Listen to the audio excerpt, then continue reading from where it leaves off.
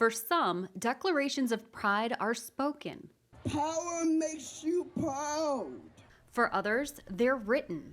But today, as part of the third annual Advocating Change Together Disability Pride Festival, the most important thing is that the disability community's pride and participation is recognized and experienced by everyone at an event for everyone.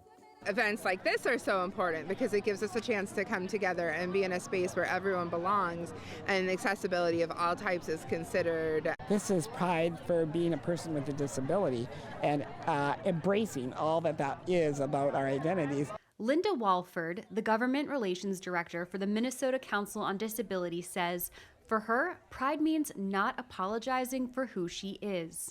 I'm okay the way I am. I don't need to be fixed.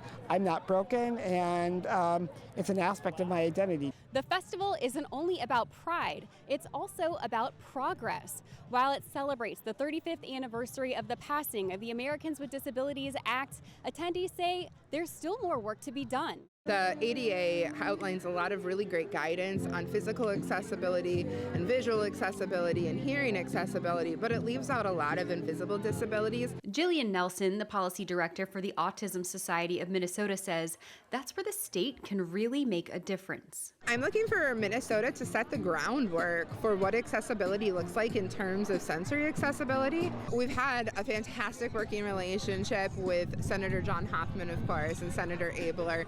And we've also seen some fantastic allyship from Senator Alice Mann and Senator Aaron May Quaid and Senator Omar Fateh. This past session, we saw some increased accessibility changes for things like min-choice assessments and disability services, but that is still just the beginning. To help further the work, the Minnesota Council on Disability has also debuted a new tool, a survey aimed at finding service gaps and other areas of concern for Minnesotans with disabilities. That will help MCD, the Minnesota Council on Disability, establish our legislative agenda for what people want, what people are looking for us to do to try to help further along in policies and legislation. This is where things happen. This is the policies are made here that impact our lives. To gather in front of our state's capitol, it's a really meaningful display of action. Action at the Capitol, where pride and politics have the potential to meet and produce powerful policies.